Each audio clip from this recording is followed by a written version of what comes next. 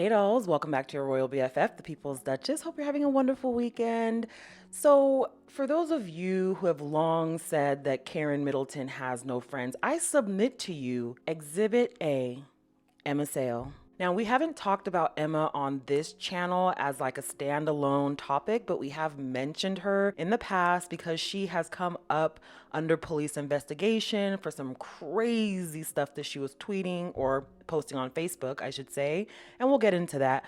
But first, let's discover who Emma Sale is and why it's more beneficial for the palace to not only hide the fact that Khate has friends, but specifically why they hide the fact that she has friends. Who are these friends, and why don't the palace want us to know that she keeps company with them? Now, before I get into Miss Emma Sale here, I do need to give you guys a trigger warning. This episode features adult subject matter that gets really racy and neo-Yahtzees. So if any of that triggers you, I understand. I will see you in the next video. But yeah, so Princess Karen does have friends. Unfortunately, her friends happen to be the rich scum of the earth types. Now, Emma's business alone doesn't put her at scumbag levels, and I will never harp on her for that, but we do have to look into the semantics of this business. She does have a very risque business, and some of the participants of that business, well, let's just say you can't really identify who's being trafficked and who's there on their own accord because NDAs are signed, there's no phones. It's a very secretive club. A lot of people have described this club as Illuminati-like. There's reportedly been a lot of weirdness and crazy stuff going down at these parties. Quote unquote parties. I can't really say the word, but it starts with O and ends with a lot of people doing the do at the same time. Okay. And I'll give it to Emma. She has successfully differentiated herself from the average pimp or Hollywood madam. She has spent a great deal of time and effort trying to come across as legitimate. She has a lot of seminars that she does. She's been on many podcasts. I want to get into one of those podcasts and then we'll chat on the other side.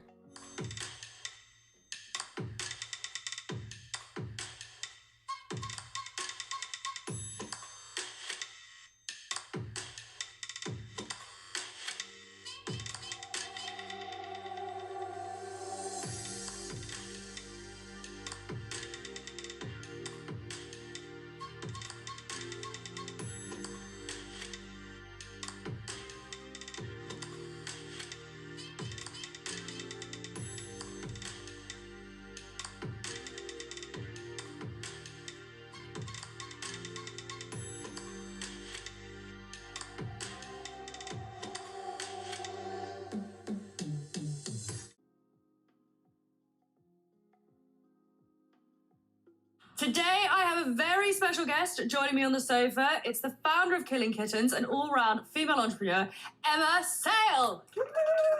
I am buzzing about this because, can I just say, Killing Kittens is something I constantly hear about, so I have a multitude of questions.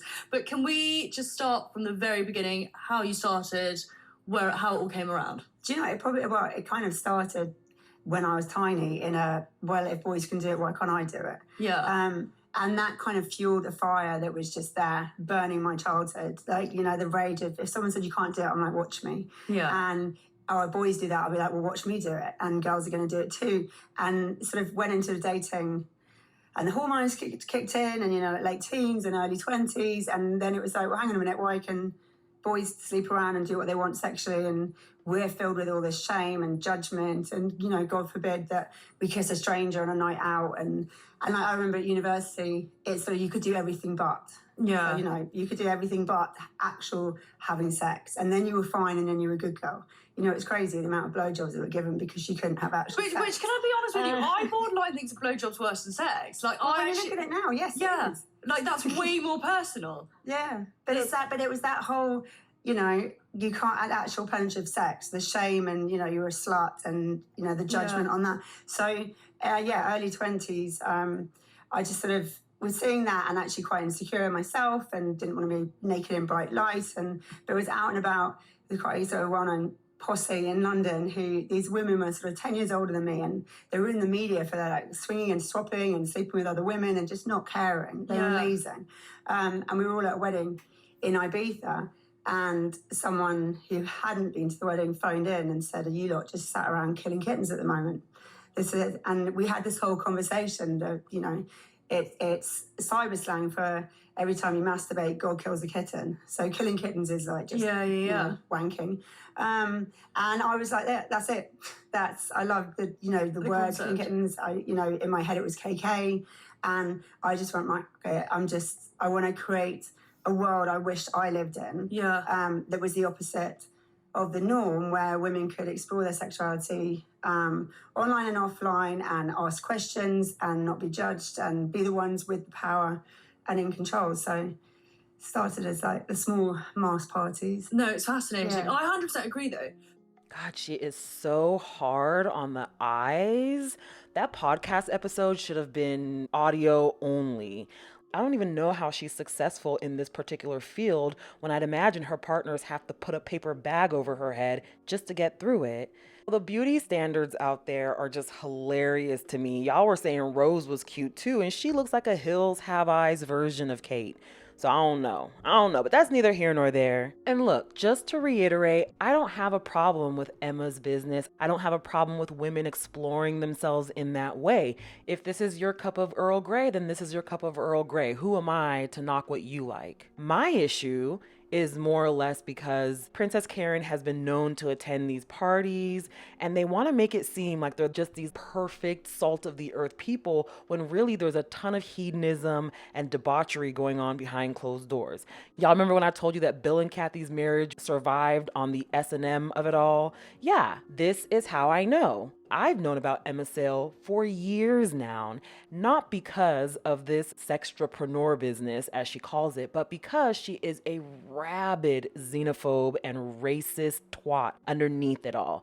I came across Emma Sale when I was doing some research on Princess Karen's friends, who they were, where did they go, and came across this article from where she was detained and questioned by police for making terroristic threats on a Facebook post where she said that she wanted to shoot migrants. Any sane person, after being questioned by the police and let go, you would think, okay, I have a second chance at this, let me do the right thing here. Nope. Emma has no interest in atoning for her sins. All she did was double down and triple down, saying that her words weren't racist, that someone was just holding a grudge against her, and even went on to tweet far-right anti-Muslim articles just to continue to triple and quadruple down. If people start digging up Karen's friends enough, they will unearth a whole cohort of Klansmen.